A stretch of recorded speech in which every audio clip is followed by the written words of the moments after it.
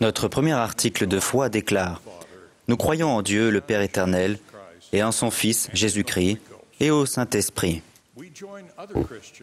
Nous rejoignons presque tous les chrétiens dans cette croyance en un Père, un Fils et un Saint-Esprit, mais ce que nous croyons à leur sujet diffère. Nous ne croyons pas en ce que le monde chrétien appelle la doctrine de la Sainte Trinité. Dans sa première vision, Joseph Smith a vu deux personnages distincts, deux êtres, ce qui montrait clairement que les croyances alors prédominantes concernant Dieu et la divinité n'étaient pas vraies. Contrairement au credo selon lequel Dieu est un mystère incompréhensible et impossible à connaître, nous croyons qu'il est possible de connaître la vérité au sujet de sa nature et de notre relation avec lui, et quelle est la clé de tout le reste de notre doctrine.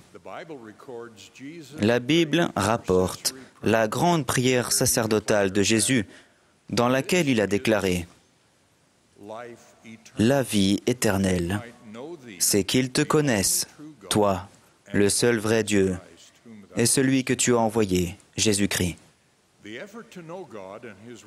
L'effort pour connaître Dieu et son œuvre a commencé avant la condition mortelle et ne s'achèvera pas ici. Joseph Smith, le prophète, a enseigné, je cite, « Il faudra un bon moment après votre passage de l'autre côté du voile pour que vous ayez appris tous les principes de l'exaltation. » Fin de citation. Nous développons ici-bas la connaissance que nous avons acquise dans le monde des esprits prémortels. Ainsi, en essayant d'enseigner aux Israélites la nature de Dieu et ses rapports avec ses enfants, le prophète Ésaïe a déclaré « À qui voulez-vous comparer Dieu ? Et quelle image ferez-vous son égal ? Ne le savez-vous pas ? Ne l'avez-vous pas appris ? Ne vous l'a-t-on pas fait connaître dès le commencement ? N'avez-vous jamais réfléchi à la fondation de la terre ? » Fin de citation. Nous savons que les trois membres de la divinité sont des êtres séparés et distincts. Nous le savons du fait de l'enseignement donné à Joseph Smith, le prophète. Je cite, « Le Père a un corps de chair et d'os, aussi tangible que celui de l'homme, le Fils aussi. Mais le Saint-Esprit n'a pas de corps de chair et d'os. C'est un personnage d'esprit. S'il n'en était pas ainsi, le Saint-Esprit ne pourrait demeurer en nous. » Fin de citation. Pour ce qui est de la position suprême de Dieu le Père au sein de la divinité, ainsi que des rôles respectifs de chacun, le prophète Joseph a expliqué, je cite, « Quiconque a vu les cieux ouverts sait qu'il s'y trouve trois personnages qui détiennent les clés du pouvoir et que l'un d'eux préside tout. Ces personnages sont appelés Dieu le premier, le Créateur, Dieu le second, le Rédempteur, et Dieu le troisième, le témoin. Le Père a le droit de présider en tant que chef ou président. Jésus est le médiateur et le Saint-Esprit est le témoin. Fin de citation. Nous comprenons notre relation avec les membres de la divinité grâce à ce qui a été révélé sur le plan du salut. Des questions telles que « D'où venons-nous ?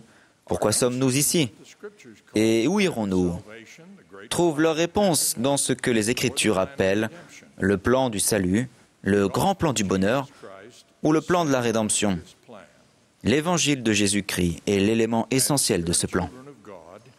En tant qu'enfant d'Esprit de Dieu, dans une existence qui a précédé notre vie ici-bas, nous désirions la vie éternelle à laquelle nous sommes destinés, mais nous avions progressé autant qu'il était possible de le faire sans l'expérience de la condition mortelle dans un corps physique. Pour donner cette possibilité, Notre Père Céleste présida à la création de ce monde où, privés de nos souvenirs de ce qui a précédé notre naissance, nous pourrions prouver notre volonté de respecter ses commandements, connaître les difficultés de la condition mortelle et progresser grâce à elles. Mais au fil de cette expérience ici-bas, et en conséquence de la chute de nos premiers parents, nous subirions la mort spirituelle en étant retranchés de la présence de Dieu. Nous serions souillés par le péché et nous deviendrions sujets à la mort physique. Le plan du Père prévoyait et fournissait des moyens de franchir toutes ces barrières. Connaissant l'objectif du grand plan de Dieu, nous allons maintenant examiner les rôles respectifs des trois membres de la divinité dans ce plan. Commençons par un enseignement tiré de la Bible. Dans la conclusion de sa deuxième épître aux Corinthiens, l'apôtre Paul fait en passant cette référence à la divinité. Que la grâce du Seigneur Jésus-Christ, l'amour de Dieu et la communication ou compagnie du Saint-Esprit soient avec vous tous. Fin de citation. Ce verset biblique représente la divinité et fait allusion à l'amour déterminant et motivant de Dieu le Père, à la mission miséricordieuse et salvatrice de Jésus-Christ et à la compagnie du Saint-Esprit. Tout commence avec Dieu le Père. Bien que nous en sachions relativement peu à son sujet, ce que nous savons est déterminant pour comprendre sa position suprême, notre relation avec lui, ainsi que son rôle de surintendant dans le plan du salut, la création et tout ce qui a suivi.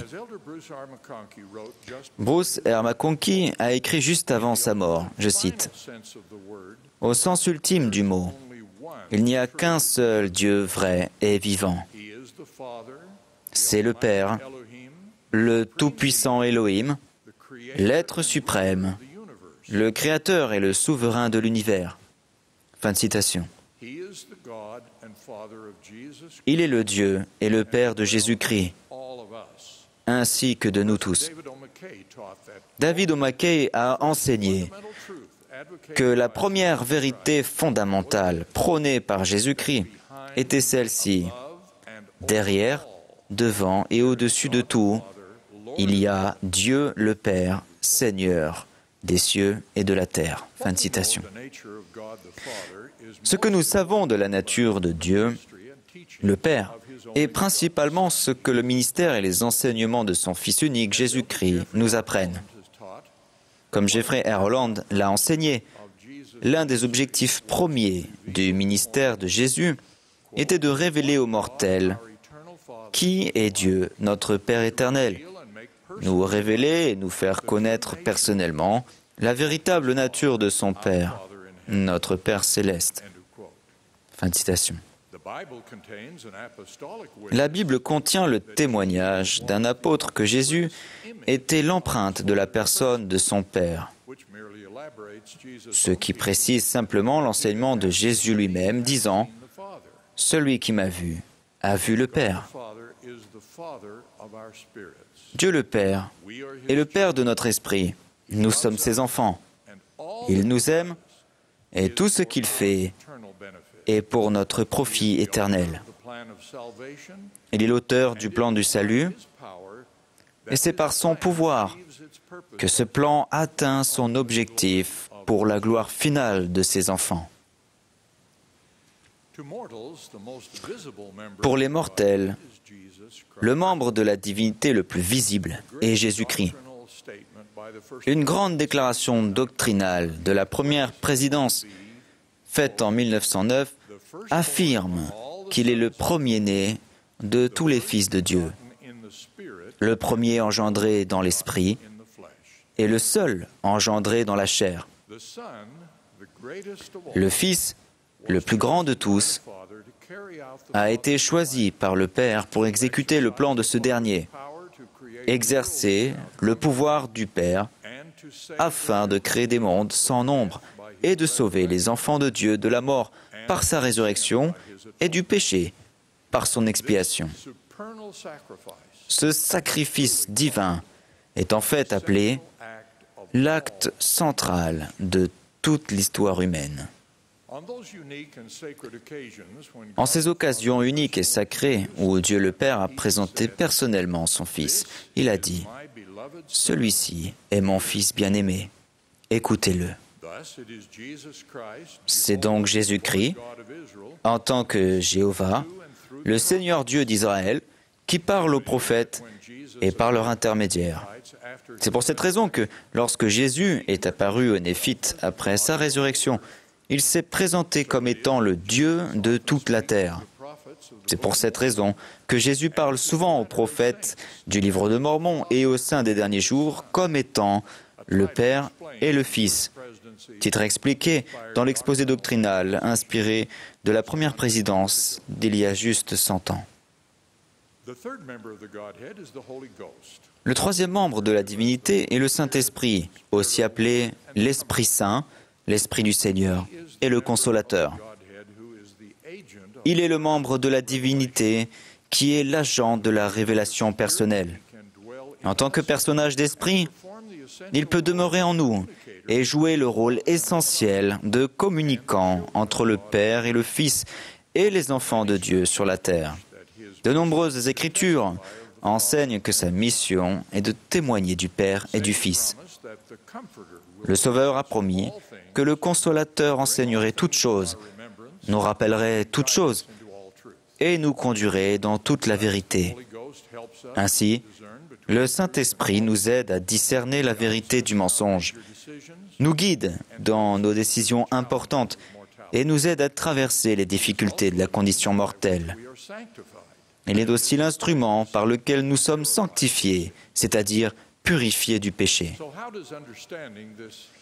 Donc, en quoi la compréhension de cette vérité révélée des cieux au sujet de la divinité et du plan du salut nous aide-t-elle à surmonter nos difficultés actuelles? Connaissant la vérité sur la divinité et notre relation avec elle, sur le but de la vie et sur la nature de notre destinée éternelle, nous avons la carte routière et l'assurance suprême pour notre voyage à travers la condition mortelle. Nous savons qui nous adorons et pourquoi nous adorons. Nous savons qui nous sommes et ce que nous pouvons devenir.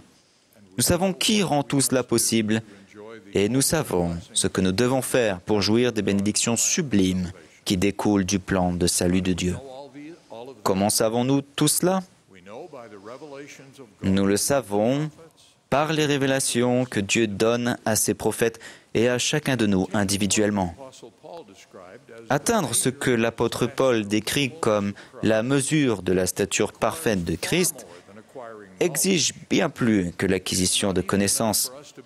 Il n'est pas suffisant d'être convaincu de l'Évangile.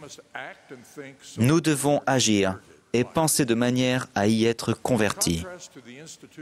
Contrairement aux institutions du monde, qui nous enseignent à connaître quelque chose, le plan du salut et l'Évangile de Jésus-Christ nous demandent de devenir quelqu'un. Comme le président Monson nous l'a enseigné lors de la dernière conférence générale, je cite, « Notre Sauveur Jésus-Christ est essentiel au plan du salut. Sans son sacrifice expiatoire, tout serait perdu. Il n'est pas suffisant, pourtant, de simplement croire en lui et en sa mission. Nous devons travailler et apprendre, chercher et prier, nous repentir et nous améliorer. Nous devons connaître les lois de Dieu et les vivre. Nous devons recevoir ses ordonnances salvatrices. Ce n'est qu'en le faisant que nous obtiendrons le bonheur véritable et éternel. Du plus profond de mon âme, et en toute humilité, je témoigne du don merveilleux qu'est le plan du Père pour nous. C'est le chemin parfait qui mène à la paix et au bonheur ici et dans le monde à venir. J'ajoute mon témoignage à celui de notre prophète et président, au nom de Jésus-Christ. Je témoigne que nous avons un Saint-Esprit qui nous guide. Je témoigne que Jésus-Christ est notre Sauveur et qu'il rend tout possible. Au nom de Jésus-Christ. Amen.